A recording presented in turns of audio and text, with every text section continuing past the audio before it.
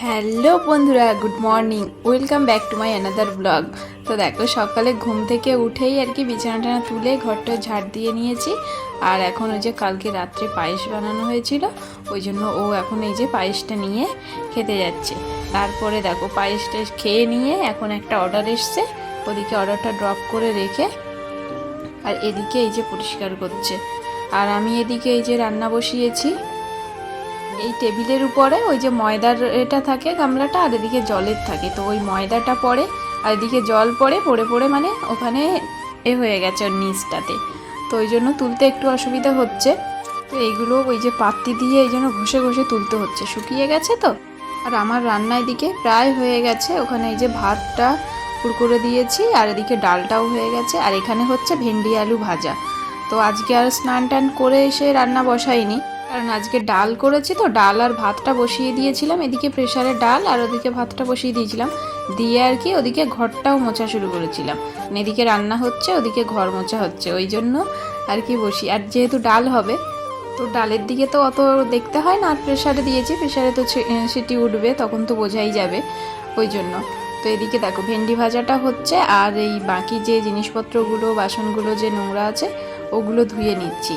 আর ভেন্ডি ভাজাটা একটু আমার ভাজতে না টাইম লাগে, কারণ ওই ভেন্ডিটা একটু নরম নরম থাকলে ও আবার খেতে চায় না, লাল লাল ভাবটা থাকলে, ওই জন্য অনেকটা সময় ধরে একটু আঁচটা কমিয়ে দিয়ে ভাজতে থাকি।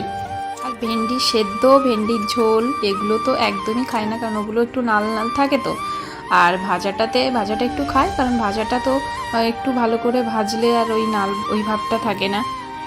আর এই ভিডিওটা জানো তো 3 দিন আগের ভিডিও এটা, ও সরি 3 দিন না, 2 দিন আগের ভিডিও এটা, তো আপলোড করা হয়নি। আর এটা বেশি কিছু ভিডিও করা হয়নি, ওই জন্য আর আপলোড করিনি। আর এত পরিমাণে গরম পড়েছে না, প্রচণ্ড গরম পড়েছে, ঠিকঠাক করে মানে ঘুমোনো যাচ্ছে না রাতে, না সকালে ঠিকঠাক মতো মানে কাজ হচ্ছে, এরকম সব কিছু ঘেঁটে হয়ে যায়। এখানে যদিও রাত্রে ওই যে মানে রাত্রে হোক দিনের বেলা হোক কারেন্ট যাওয়া আসার এই সমস্যাটা নেই, বাট দুপুরে রাত্রে যে টাইমটা লোক আর কি একটু রেস্ট করবে, ঘুমোবে, তো সেই টাইমটাতে ফ্যানের হাওয়া একটুও গায়ে লাগে না, কারণ সবার বাড়িতে প্রায় এই গরমে এসি চালাচ্ছে, তো ওই জন্য ফ্যানগুলোও ঘোরে না অত ঝরে। তো তারপরে কালকে যে কেক বানানো হয়েছিল, তো কালকে গরমে আর অনেকটা রাত হয়ে গেছিলো বলে ওগুলো আর ধুইনি, তো ওইগুলো ছিল ওইভাবে, তো ওগুলো এখন এই যে ধুয়ে নিলাম, রাত্রে ধুয়েছিলাম কয়েকটা, আর এখন ওই বাকিগুলো ছিল ছোটোখাটো। তো এদিকে আমার এই যে ভাজাটাও হয়ে গেছে, তুলে নিচ্ছি, নিয়ে এবার যাব স্নান করতে আর কি, কারণ এখন বেজে গেছে 1:30 বেজে গেছে। রান্না তো কমপ্লিট হয়ে গেছে, এবার এই যে কড়াইটা মেজে আর গ্যাস ট্যাস মুছে তারপরে যাব, কারণ রান্নাঘরের পুরো কাজটা মিটিয়ে নিই, কারণ এখন তো স্নান করব, এখন আর গরম তো এমনিই লাগছে, তো এখন কোনো কাজ করতে তো সমস্যা নেই, এক্ষুনি যাবো স্নান করতে। তো তারপরে যে স্নান টান করে দেখো আমি পুজো দিয়ে নিয়েছি। আর আজকে পুজো দিতে অনেকটাই লেট হয়ে গেল, অন্যদিন তো সকালের টুকটাক কাজকর্মগুলো সেরে স্নান করে পুজো দিয়ে নিই, তো আজকে তো হয়নি, ওদিকে রান্না বসিয়েছিলাম আর ওদিকে কাজ করছিলাম, তো ওই জন্য তারপরে যে স্নান করে পুজো দিয়ে নিচ্ছি। এখন বাজে প্রায় 2:30 বেজে গেছে। তো এটা যেহেতু বললাম যে কয়েকদিন আগের ভিডিও, ওই জন্য এক্স্যাক্ট টাইমটা আমার মনে নেই, মানে ওরকম আর কি যতটুকু মনে আছে সেটাই আর কি তোমাদেরকে বলছি। আর এই গরমের জন্য না ফুল এনেও পুজো দেওয়ার ফুলগুলো তো কিনেই আনা হয়, তো কিনে এনে না ঘরে রাখা যায় না বেশি দিন, এটা পরশুদিন নিয়ে এসছে, আর আজকে দেখো একটা দিন পরে গিয়ে ফুল অনেকগুলো পচে গেছে, মানে এখন ওই ফুল আনলে 2 দিন কি 3 দিন এরকম, তারপরে আর ফুলগুলো নষ্টই হয়ে যায় বেশিরভাগ।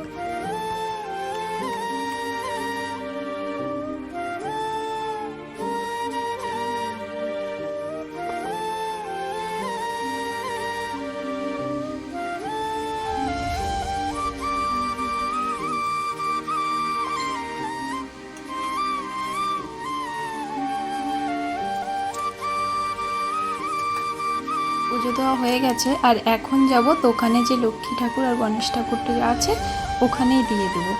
তারপরে এখন এই দুপুরের খাওয়া দাওয়া খেতে বসে গেছি। আর আজকে দুপুরে মেনুতে কি আছে তোমরা তো দেখেইছো, রান্নার সময় তোমাদের তো দেখিয়েছি যে ডাল আছে আর ভেন্ডি ভাজা। আর হ্যাঁ, আরও একটা জিনিস আছে, কালকে চিকেন হয়েছিল, ওই চিকেনটা অল্প একটু আছে, ফ্রিজে ছিল, তোটাই বার করেছি। তো আজকে ভিডিওটা এই পর্যন্তই, বেশি কিছু তো ভিডিও করিনি। তো ভিডিওটা তোমাদের কেমন লাগলো তা কিন্তু অবশ্যই কমেন্ট করে জানিও, আর ভালো লাগলে একটা লাইক করে চ্যানেলটিকে সাবস্ক্রাইব করে রেখো। আর তোমরা সবাই খুব খুব ভালো থেকো। আর এই গরমের মধ্যে সবাই একটু নিজের শরীরের খেয়াল রেখো। এই গরমে নিজের শরীরকে সুস্থ রেখে আর সুস্থভাবে কাজকর্ম করাটা একটু ভীষণ কঠিন ব্যাপার হয়ে দাঁড়িয়েছে।